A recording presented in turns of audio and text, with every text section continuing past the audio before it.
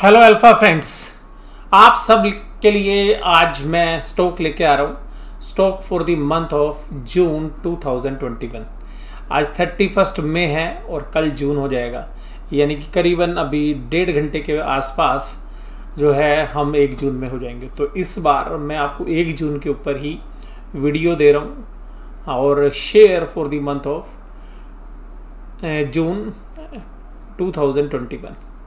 ये शेयर मैं आपके साथ डिस्कस करूंगा डिटेल में, लेकिन पहले एक डिस्क्लोजर कि देखिएगा, ये जो भी मैं वीडियो आपके साथ शेयर कर रहा हूँ ये एजुकेशनल पर्पज़ से है, समझने के लिए। और अगर आप इसमें से निवेश करें तो अपने फाइनेंशियल एडवाइजर से सलाह ले लीजिएगा, और जो भी मैं बात बोलूँगा वो मुझे क्या लगता है मैं वो आपके साथ शेयर करूँगा। तो सबसे खास बात कि ये कंपनी हमने चुनी क्यों, देखिएगा बाज़ार जिन ऊंचाइयों पर है वहाँ पर भी बहुत अच्छे मौके अभी हमें दिख रहे हैं। तो सीधी सी बात यह है कि हमने ऐसे शेयर को ढूंढना था जो आज की डेट में दिग्गज है, और मैं इस शेयर्स को काफ़ी समय से ट्रैक कर रहा था और मैं इंतज़ार कर रहा था उस घड़ी का कि वो घड़ी आए और जहाँ पर कि हमें टेक्निकली भी और हमें फंडामेंटली भी वो चीज़ें मिल जाएं कि ये कंपनी क्लिक कर जाए। हालांकि ये शेयर मैंने पहले भी 1800-1900 रुपये के भाव पे जो है अपने अल्फा मेंबर्स के साथ पहले शेयर किया था, लेकिन अब दोबारा से नॉर्मल मेंबर्स के साथ शेयर किया था। अभी ये शेयर 3000 रुपये पे है, 3000 रुपीज़ पर। लेकिन क्यों 3000 रुपये भी मुझे सस्ता लगता है ये तो मैं आपको चर्चा करूंगा। मुझे क्या पोटेंशियल लगता है, मुझे लगता है कि 6 महीने के अंदर 30% से लेके 50% तक की रिटर्न जो है दे सकता है इसी साल के कंप्लीट होते होते। यानी कि जब ये साल ख़त्म होगा तो हमें इतनी रिटर्न्स की उम्मीद है इससे। और सीधी सी बात यह है कि अब इस शेयर्स को जिस तरीके से कंसोलिडेशन हुआ है, बहुत बढ़िया बेहतरीन इन्वेस्टर्स इसको ट्रैक कर रहे हैं, इसको एक्यूमुलेट कर रहे हैं, तो मुझे नहीं लगता कि ये यहाँ पर बहुत समय तक टिकने वाला है। बहुत ही जल्द जो है नई ऊंचाइयों की तरफ बढ़ता हुआ नजर आएगा। तो अभी 3000 वाली लाइन के अंदर ये शेयर आ गया है। हालांकि अभी 2988 के आसपास आज क्लोजिंग दी है, मैं मान के चलता हूँ 3000, लेकिन ये 3100 रुपये जैसे ही अभी तोड़ेगा, जो भी 52 वीक हाइस ने भी बनाए थे, तो वहाँ पे थोड़ी प्रॉफिट बुकिंग आ गई। लेकिन क्यों चलेगा ये शेयर, क्या करती है कंपनी, सब कुछ आपके साथ बताऊंगा। तो देखिएगा, जो स्क्रीन पर आप देख रहे हैं सप्रदा सिंह जी और वासुदेव सिंह जी, ये दोनों ब्रदर हैं और इन्होंने ही इस कंपनी का निर्माण किया। और बिहार के एक गांव से ये जुड़े हुए हैं और दोनों की एजुकेशन बहुत अच्छी थी। और पहले एक केमिस्ट की दुकान चलाया करते थे और फिर साइकिल पर या स्कूटर पर जो है ये दवाइयाँ जो है सेल परचेज करते थे और सप्लाई करते थे। और फिर बाद में देखिएगा एक बहुत बेहतरीन कंपनी इन्होंने तैयार कर दी।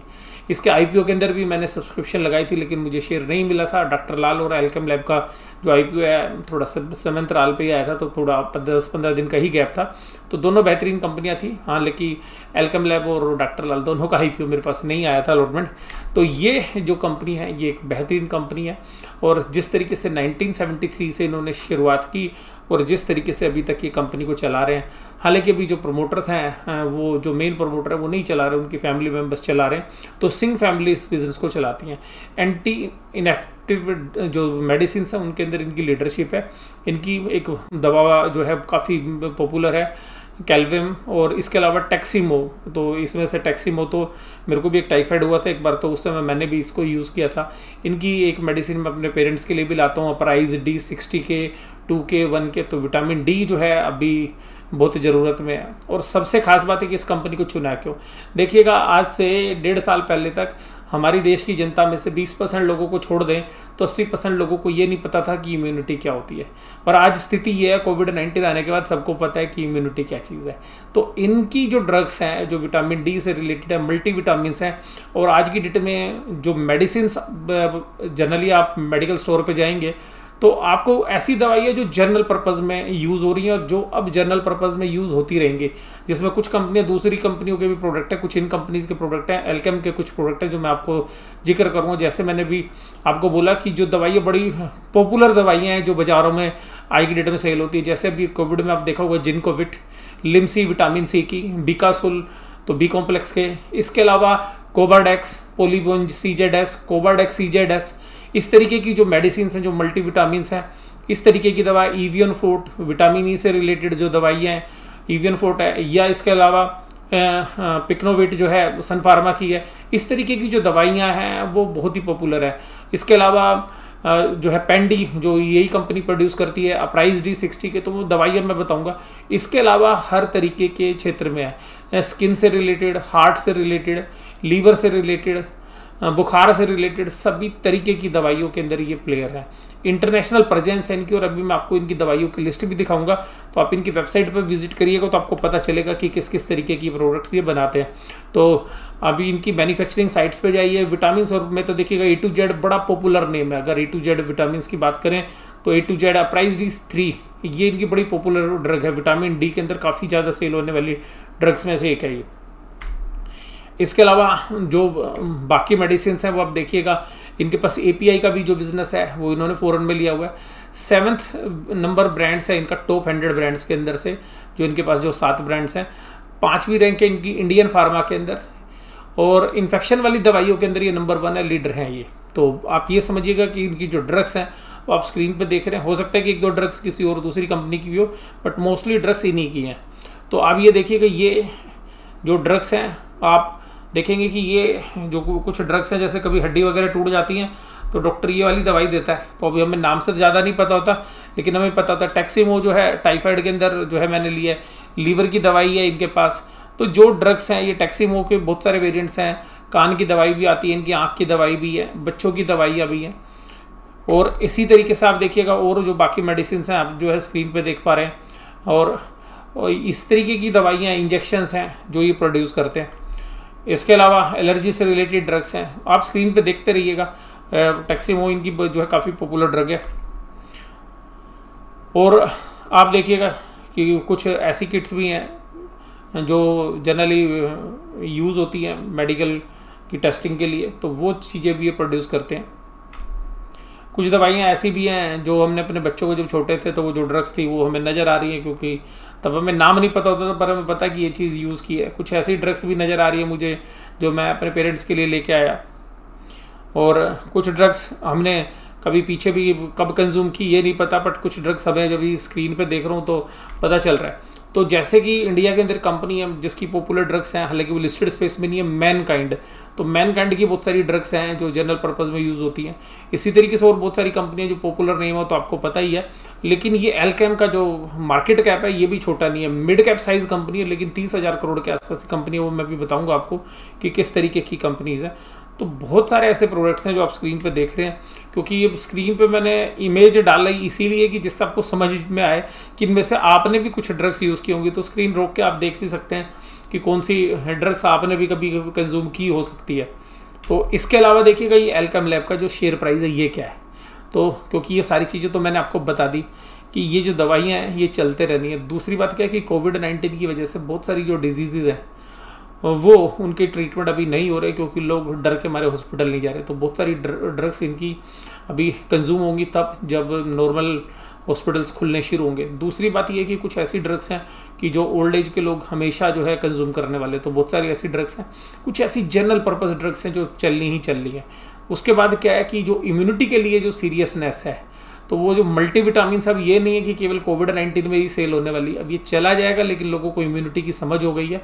तो ये मल्टीविटामिन की जो डिमांड है ये इनकी रहने वाली है। तो बहुत सारे ऐसे प्रोडक्ट्स हैं जो जर्नल यूज़ में आ जाएंगे इनके। और इसके अलावा जिस तरीके के एक्सपेंशन इनके पाइपलाइन में वो काफ़ी बेहतरीन है। तो मैंने कल इनकी जो है कल नहीं, मैं संडे की बात करूँ, हाँ कल ही था संडे, तो संडे और सैटरडे के अंदर मैंने इनकी एनुअल रिपोर्ट में से बहुत सारी चीज़ें पढ़ी। तो तभी मैं ये वीडियो लेके आया। बहुत सारी चीज़ें जो है मुझे समझ में आई, और अल्टीमेटली मुझे तो पता है ना कि प्राइस कब मूव करना होता है। तो प्राइस की मूवमेंट भी जो है मुझे लग रही है वो टेक्निकल बेसिस पे, नॉट फंडामेंटल, बट मुझे लग रहा है कि टेक्निकली भी ये 3000 के ऊपर जाता हुआ शेयर आपको नज़र आएगा और 3000 के ऊपर स्टैंड कर पाएगा।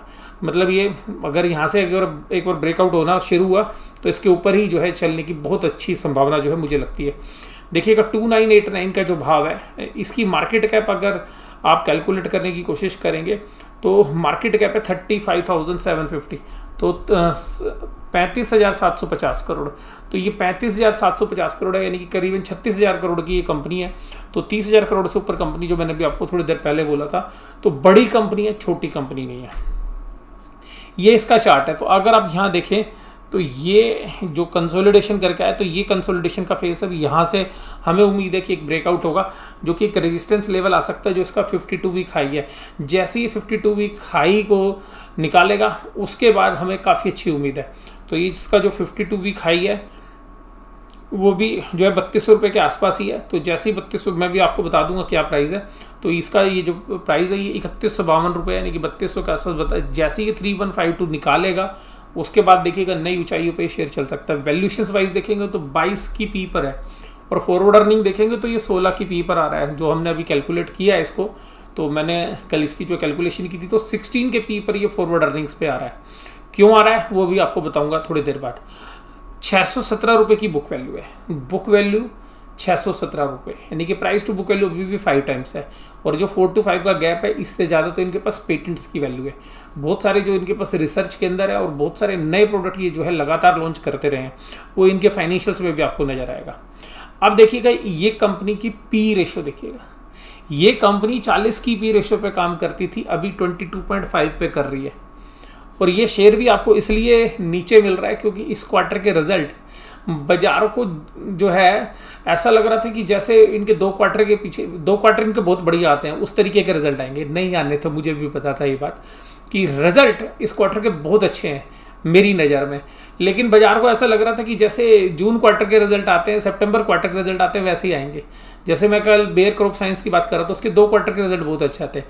तो इनकी मेडिसिन भी ऐसी हैं कि जो सीजन के हिसाब से, जैसे गर्मियों में जो बीमारियां होती है तो उनकी दवाइयाँ हैं, तो जब बारिश के बाद जो बीमारियां होती है उनकी मेडिसिन है। तो ये भी सीजनल है। कुछ मेडिसिन ऐसी है जो इनकी यूएस में एक्सपोर्ट होती है, क्योंकि इनका एक्सपोर्ट का बहुत बड़ा बिजनेस है। तो यूएस एफडीए से भी इनके जो मोस्टली प्लांट्स हैं वो अप्रूव्ड है, लेकिन 1-2 में ऑब्जेक्शंस रेज हुई थी, वो भी अब जो है ठीक हो रही है। तो 5 में से 3 प्लांट इनके जो है ओके हो चुके हैं यूएस एफडीए से भी, जो इनकी जो ड्रग्स प्रोड्यूस करते हैं। तो इनके जो प्लांट्स हैं वो भी मैंने आपको शायद डिटेल नहीं दी। तो इनके अगर आप इनके प्लांट्स भी देखेंगे तो ये देखिएगा इनके प्लांट्स हैं, 4 बद्दी में इनके प्लांट्स, 7 सिक्किम के अंदर है, दमन के अंदर 4 है, अंकलेश्वर में 1 है, जो है एपीआई के बिजनेस के अंदर भी है, जैसा हमारा सोलर एक्टिव है। तो कभी चल के ये भी हो सकता है कि इसमें से बिजनेस हडी मर्ज करके एपीआई का बिजनेस अलग भी कर सकती हैं कंपनियां। कैलिफोर्निया के अंदर है और सेंट लुइस के अंदर है। तो इस तरीके से जो कंपनियां हैं मैन्युफैक्चरिंग यूनिट्स, ना केवल इंडिया में, इंडिया के बाहर भी हैं। तो ऐसा नहीं है कि छोटी कंपनी है, एक बड़ी कंपनी है और बेहतरीन जो है इसकी प्रोडक्ट लाइन है। सबसे खास बात तो इसकी प्रोडक्ट लाइन है, और सबसे खास बात यह है कि इनके प्राइस को कोई कम्पीट नहीं कर पाएगा, क्योंकि प्राइस भी बड़े रीजनेबल रखते हैं और उसके अंदर भी बहुत अच्छे मार्जिन हैं इनके। उसके अलावा यहाँ पे जो मैं आपके साथ चर्चा करूंगा वैल्यूएशन वाली करूंगा। आप ध्यान से समझना, थोड़ी सी वीडियो स्लो हो जाएगी और अब ध्यान से जरूर आपने देखना है। देखिएगा, सबसे पहली बात होती है रिटर्न ऑन कैपिटल एम्प्लॉयड, यानी कि जो बिजनेस में पैसा लगा वो उस पर कितना % रिटर्न लेते हैं बैलेंस शीट वैल्यू पे। तो देखिएगा ये है रिटर्न ऑन कैपिटल एम्प्लॉयड। इसमें सबसे बेहतरीन return on capital employed Alkem lab की है, उसके बाद अरविंदो फार्मा की है। तो अरविंदो फार्मा में कभी बाद में बात करूंगा, आज नहीं कर रहा। तो बेस्ट इसी की है। और फिर अगर हम इसकी बात करें पी रेशोज की, तो देखिएगा पी रेशो इन सारी कंपनीज में, एक अरविंदो फार्मा को छोड़ दीजिएगा, बाकी सबसे सस्ती पी रेशो इसी की है अभी भी, पास्ट अर्निंग में भी। फॉरवर्ड तो छोड़ ही दीजिए, अब फॉरवर्ड तो मैं बताऊंगा आपको। इसके अलावा भी जो इनका जो बिजनेस है उसमें पी रेशो देखिएगा नीचे की तरफ, बाकी सभी कंपनीज की पी 50, 40, 60 इस तरीके की रेशोज में। उसके बाद क्वार्टरली रिजल्ट्स देखिएगा। मैं क्वार्टरली रिजल्ट्स इसलिए आपको बता रहा हूँ, ये मार्च के क्वार्टर रिजल्ट्स है। देखिएगा इसके अंदर क्या होता है, ये सीजनल बिजनेस होते हैं, इसको पिछले क्वार्टर से कंपेयर नहीं कर रहा, मार्च को मार्च से ही करना है। अब देखिएगा 2049 की सेल थी, 2192 की है, यानी कि करीबन 7.5% की सेल इंप्रूव हुई इनकी। प्रॉफिट कितना इंप्रूव हुआ, 189 से 240 करोड़।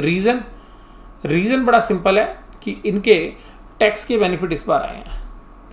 तो बाजार को ऐसा लगता है कि बाजार ने ये शेयर्स को ऊपर जो है 3150 से क्यों नीचे किया, कि 15% के ऑपरेटिंग मार्जिन से घटकर ऑपरेटिंग मार्जिन हो गए 13%। इसमें कंपनी को 2% का जो मार्जिन का डिडक्शन हुआ है वही बाजार को पसंद नहीं आया।